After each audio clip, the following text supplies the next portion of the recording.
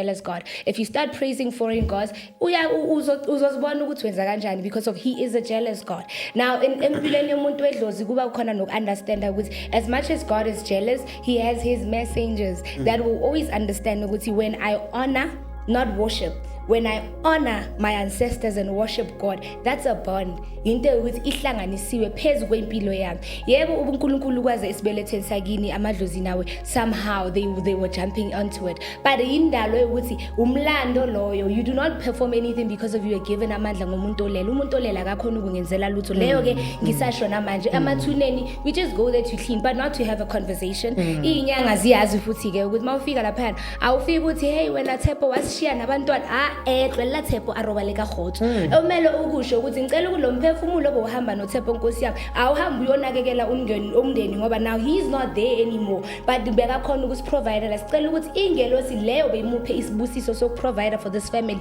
ayihambi yoyehlela kuthina ke sibone umvuzo ukuthi umoya wethu wawuhamba kuphi so because Jesus is a mediator. Okay. Leli gama elithi mediator sesilichaza ukuthini? Isithunywa.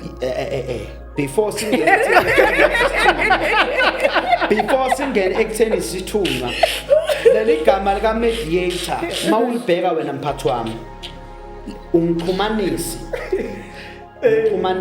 uma ngabe ufika abantu belwa kuba khona umuntu ongena phakathi kwabo abalamulo fix all the misconceptions about God. Oh, I love this. Is to fix all the misconceptions about God. Buga John chapter number 1 verse number 1. Yeah. In the beginning there was a word. Yeah. And the word was with God. Yeah. And the word was God. Yeah. The word God is a Greek term for logic. Okay, cool. And Jesus is the word of God. Okay. Meaning Jesus is the mindset of God. Yeah. Jesus is the thinking pattern of God. Yeah. Jesus is the character of God. So meaning if we want to know God, we don't look now the experiences because the experiences they are telling us different things that are not true about God. But Jesus is the only person that reveals God as God he is. Buka ke asengena ugogo.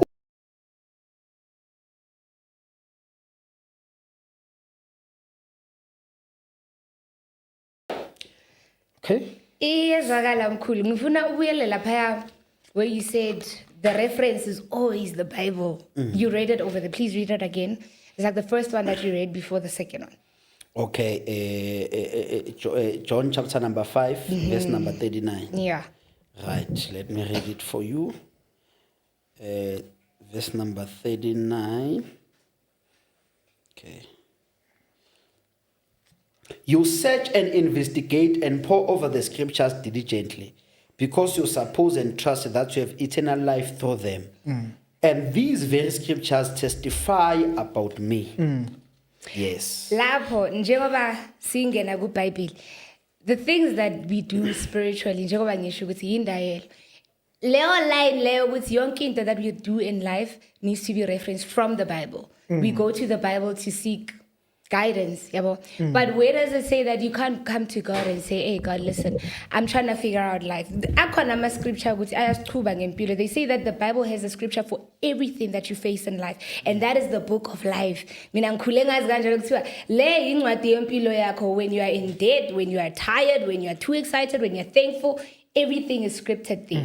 Now, masifika ebungomeni, we can't cancel out the rituals because of the rituals that are performed are also in the Bible. Then now, do we say ukuthi yabona mangichaza ngithi uNkulunkulu is a spirit that lives within me? Me performing those rituals then signifies ukuthi uNkulunkulu uphila ngaphakathi kwami. Ngoba ungiphe inhlakanipho yokuthi ngiphethe umsebenzi abe kawuchaza lapha ku Leviticus. Waphinda wawuchaza ku Numero banibani. Ngiyayibona ukuthi lento le when we define God, we can't say that God is narrow. Like it's not a narrow thing.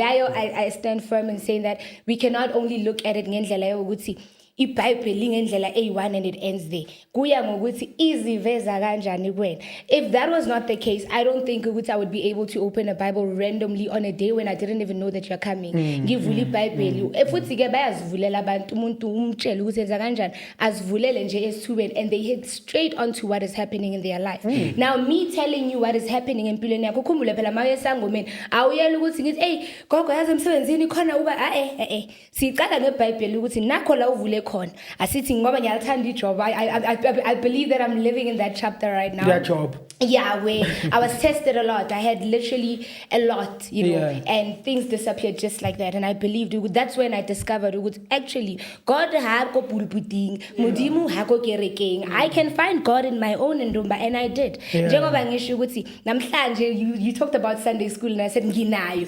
Yabo indlela yami sikhanyisiwe ngendlela yesonto. It's okay, fine. This is a chapter that you're entering, but it doesn't mean that I am doing that solely based on the knowledge yamadlozi. I am riding on unkulunkulu ukuthi uphe ama messengers wakhe indayelo ukuthi go and tell her that this is the time to execute 1, 2 and 3. Now if it was based on my own interpretation, it wasn't going to work because of, like you said, God is a jealous God. If you start praising foreign gods, uzozibona ukuthi wenza kanjani because of he is a jealous God.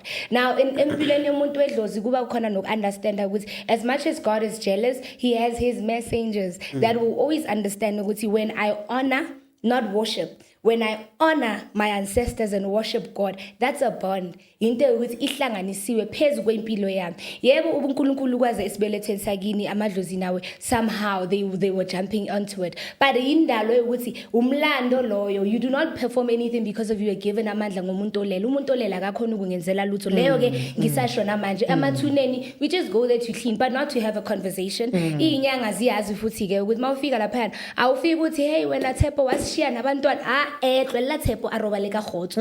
Omele ukusho ukuthi ngicela kulomphefumulo obohamba noTshepo Nkosi yami awuhamba uyonakekela umndeni ngoba now he's not there anymore but bekakhona ukusiprovider sicela ukuthi ingelosi leyo beyimuphe isibusiso sokuprovider for this family ayihambi yoyehlela kuthina ke sibone umvuzo ukuthi umoya wethu wawuhamba kuphi. So the blessings are not from your ancestors, they do come from God. The deliverance delivery kuba ukuthi idlozi yakho liyagift ukuthi you were able to bring yourself closer to God, because for spiritually gifted people we do not have asinayo Emmanuel. You can wake up and they'll tell you something different and you're like how kodwa besihamba kanjena kujike kuphi. We don't have a manual, so ingakho ngisho ukuthi uNkulunkulu uphila phakathi kwakho ngoba indawo le everyday iyashintsha. Today hamba uyothwasa, kusasa hamba uyoba nesonto.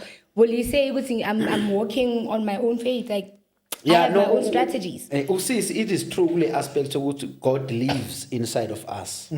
Since God lives inside of us, then we cannot live on our terms. We live on his terms. We don't worship God based on on our terms. We worship God based on his terms.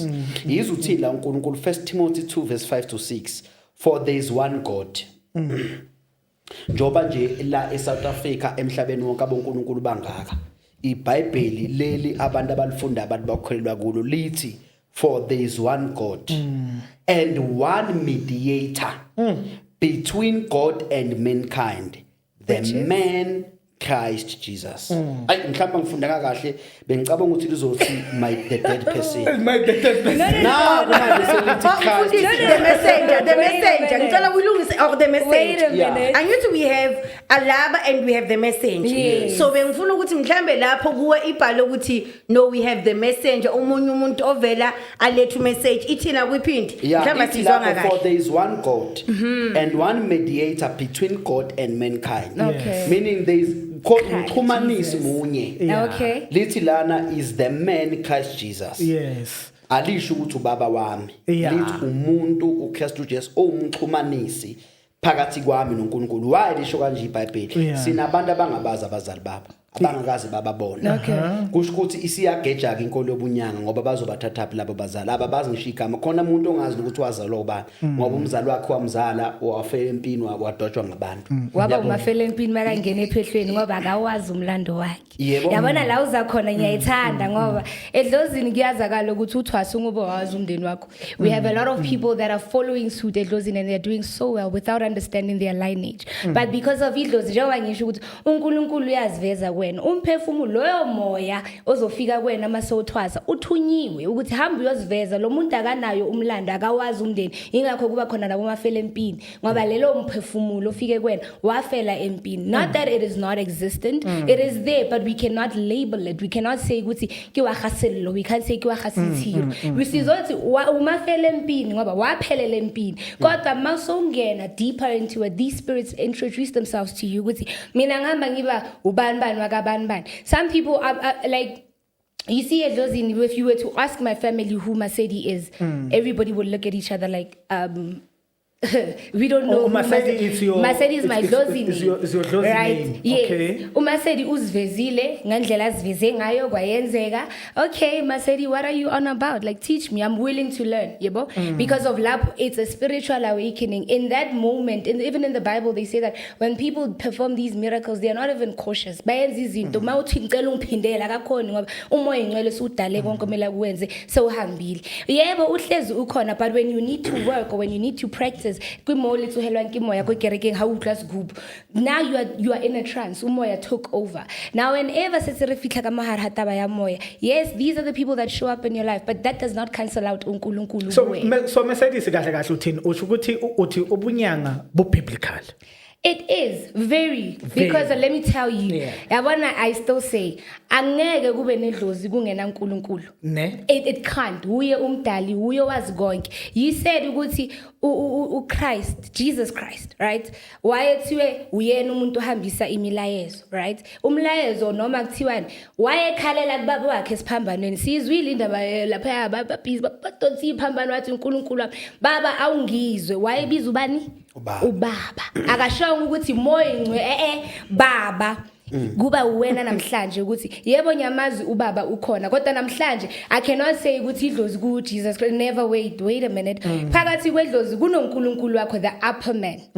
I'm going back to my pyramid scheme. There's that upper man. Now when it mase yehla iye ngokuthi ukephi nendawo. Are you phakathi kwenkolo yabaKristu ungaphakathi kwenkolo yomoya ukuphi nendawo? Then now lo moya uyaziveza ngokwedlozi sithi sinabanikazi beyikhwama. Before sifike emadlozini, before sifike emathongweni kunaba the carriers of the gift. Now uNkulunkulu carried the gift of waking up in the grave. Who does that? We can't even do that now. He performed a miracle. He's been healing. He's been doing miraculous things in his whole life. Ithi mase ukuthi abantu bayabona ukuthi le kuyinkinga akusiyona into enzakala izangomeni ukuthi lo kubonakala ngasese lo khona ukwenza udala 1 2 and 3 la mandla kushuthi walande kuphi inyanga kushuthi kahle in this generation healers are not believed to heal because of you are given that. Mawuqala udala even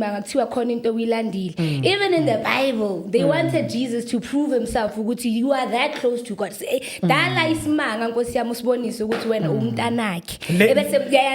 Later on, we'll acknowledge his anger. We understand. Now I see born. Yeah,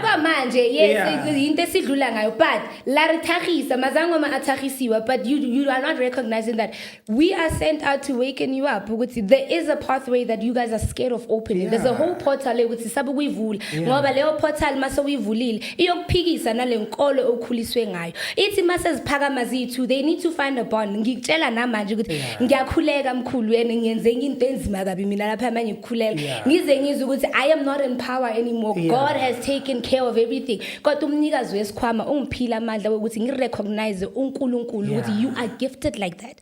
So mase ifika esontweni you perform your gifts differently. Not everybody ebandleni lakho can preach. It's a gift. Hauna urutlotso wa rena kinyaka lo muruti muruti wa bitsiwa ke pitso ya hao. Mme ola obina nko kerekeng a hlabelela uyibizo lakhe le.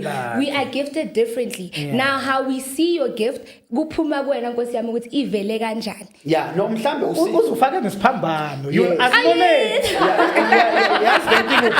You acknowledge them one day. Bayoze bathi mama kuyingane Nkosi yami. As I've said, we don't worship God on our terms. We worship God on his terms. Ukuthi into sithi ayingenziwa kusho ukuthi ayisebenzi. Ukuthi sithi asikhonza abantu abangasekho akusho ukuthi akusebenzi mangabe uphahla. Kuyasebenza mntaka kuyasebenza kungavuleka into ezithize yabona, but iscripture sithini mhlawumbe usisi asimlandisi kodwa usisi uthe ubungoma bu biblical. Yes, ngifuna simlandisi sese scripture na sa debate ukuthi scripture or this ubungoma bu biblical if you interpret ngendlela yakho, but if you use the scripture to interpret the scripture aliko nevesi elithi ubungoma bu biblical. Okay, because ivesi lishilo izuthinda ku John chapter number 14. Konitesho John chapter number 14 verse number 6. Uthi Jesus said to him, asinqale 5. Thomas said to him, Lord, we do know where you are going, so how can we know the way? Uthi Jesus said to him, I am the way, I am the truth, and the life. No one comes to the Father except through me. no one comes to God except Jesus. Right. So why etu Jesu no one goes to the Father except him? Because Jesus is a mediator. Okay. Leli gama elithi mediator sisilichaza ukuthini? Isithunywa. Before singene ekutheni isithunywa. Leli gama lika mediator mawulibheka wena mphathi wami umxhumanisi. Umxhumanisi uma ngabe ufika abantu belwa kuba khona umuntu ongena phakathi kwabo abanamula kwi context abantu bedivorce lo ozama ukuthola ukwenzakala yeah but kwile context leligama lisetshenziswe to uJesu yini azo mediator la is because umuntu he lost the consciousness about God. Umuntu waluza i-consciousness about God. So Jesus has come to restore the mind of a person to see like God. uJesu akazili ukuzoguqula umqondo kaNkulunkulu ngabantu. Oh yes. uJesu uzoguqula umqondo wabantu ngoNkulunkulu. Amen. Ngichaza ukuthini la in Genesis chapter number 3 uNkulunkulu from verse number 1 he created people. Genesis chapter number 1 verse 26 let us make a man in our own image. Usisi ngiyayithanda makethi God is a spirit. Romans chapter number 4 verse number 24. John chapter number 4 verse number 24 the day will come where my worshippers will worship me in spirit because God is a spirit. No baptism for you will be baptized in the spirit. Yes. So since God is a spirit, that is where the whole intention of God to create a man comes from. So God created a man so that he can visualize himself through a person. Because a person is visible but the spirit is invisible. So for God to visualize himself, he needs to create a visible person so that the visible person can reveal the invisible God. So when God says let us make a man in our own image, he was actually like a man's image to appear, to manifest the character. Meaning let us make a man in our own image. Let us visualize ourselves through a man. Meaning is God becoming a man. So that is the whole essence of humanity, is to reveal the knowledge of God. Then God created Adam. And God said to Adam, there is a tree of life and there is a tree of the knowledge of good and evil. What you can eat everywhere, but don't eat at the tree of evil and good and bad. For the day you eat, you shall die. Then little Bible, a man did wenza lento uNkulunkulu ayishilo ukuthi ungayenzi. What did he do? He ate. Angeke sinterpret ukuthi ukudla kuchaza ukuthini. The day he ate from Genesis chapter number 3, that eating yenza umuntu alose i-consciousness. Exactly. Angichaze kanje uNkulunkulu ufana ne-knowledge. The knowledge that is being programmed in the robot to perform. So for a person to act like God, he needs to be knowledgeable about God. So ngale nkathi umuntu ewenza imnase Eden, he lost the knowledge of who is God. That is why since a person has lost the knowledge, now he cannot act like God. When he finder. Then from that day, people they explained God from experiences. Because now kwenze ukuthi okusho ukuthi uNkulunkulu kanje. Oh since imvula ina kusho there is a God of the rain. Oh, since mangabe ngitshala bese kuyaphuma there is a God of harvest. Meaning since the knowledge of God was lost, people now they dependent on experiences to explain who is God. So that is why now we have many religions, because all these religions they are trying to explain who is God. Then now God saw good. Now there is a crisis because people they are acting differently, and all of them they are saying we are serving one God. What uNkulunkulu into lula ngcono mina ngibe umuntu. Angibe umuntu. That is where when you read Matthew chapter number 1, the angel came to the virgin called Mary. You shall give birth to a son and you shall call his name Jesus, for he has come to save his people from their sins. For this happened to fulfill the scripture that Jesus shall be called Emmanuel. When it is translated, it is God with us. Meaning Jesus is God who manifested in the flesh. The first reason for God to manifest in the flesh is to fix all the misconceptions about God. Oh, I love this. Is to fix all the misconceptions about God. Man, John chapter number 1, verse number 1. Yeah. In the beginning, there was a word. Yeah. And the word was Yes, with God. God. Yes. And the word was God. God, yeah. The word God is a Greek term for logic. Okay, cool. And Jesus is the word of God. Okay. Meaning Jesus is the mindset of God. Yeah. Jesus is the thinking pattern of God. Yeah. Jesus is the character Yeah. of God. So meaning if we want to know God, we don't look now the experiences, because the experiences, they are telling us different things that are not true about God. But Jesus is the only person that reveals God as God he is. Buka ke asengena uGogo khona into ayishilo uthi yena uyifanisa noJob. uJob ngenxa yokuthi there was no knowledge of God, he spoke a lie about God. Oh, it's a lie. Yes. Yokuthi uNkulunkulu Did he uyathatha speak uyapha. now? uNkulunkulu uyapha, uNkulunkulu uyathatha. But does he not? Yes, mawufunda uJob chapter number 42 verse He 5 does not. is a lie. Mawufunda God doesn't take and give. Yes, No. God only gives, does Yeah. not take. Does not. God is a giver. Okay. John chapter number 3 verse 15, for God so loved the world that he gave his only begotten son. So- James chapter number 1 verses number 4, when you are in need of a wisdom, ask from a giving God who gives without a shadow of turning. Okay. When you read Romans chapter number 8 verse number 30, what then shall we say? For God is for us, who can be against us? Who did not withhold his son? How then shall he not give us everything together with him? God always gives. God is a giver, is not a taker.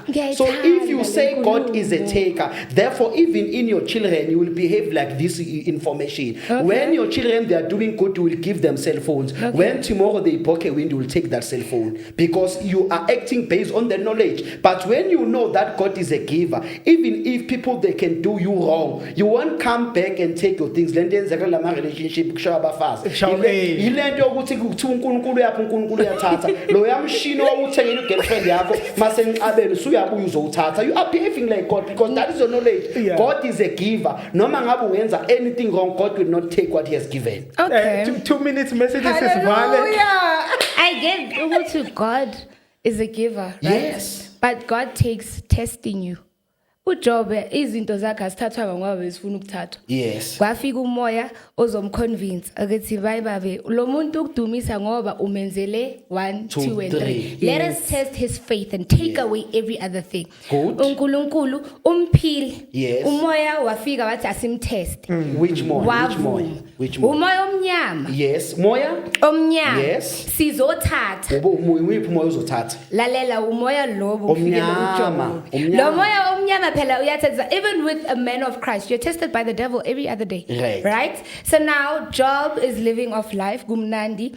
God then says ukuthi I will allow you to test him. Ngithanda leo verb Yeah. ethi allow. I will allow Kukhona you. permissive verb no causative verb. But at the Me end, allowing something does not mean I'm behind the action. that's why I was I saying. can allow someone to clap you, but I'm not the one who clap you. I allowed the action. I'm not behind the But action. what is the reason behind it? In the Bible, it says when you look at a summary, it will tell you that God tested Job because bebafuna ukuprova inkolo yakhe ukuthi even when you were It's taking fine, the blame, but the bottom line, allowed God it. did not take. He allowed. There is a permissive verb. There is a causative verb. Okay. Ukuthi uNkulunkulu has allowed the situation does not mean he's behind it. So uJob uSathane wathatha into zikaJob. Okay. Yes, God has allowed the action to happen, And at some but time- God at did some not point- cause the action. At some point, Satan happen. was a trusted angel.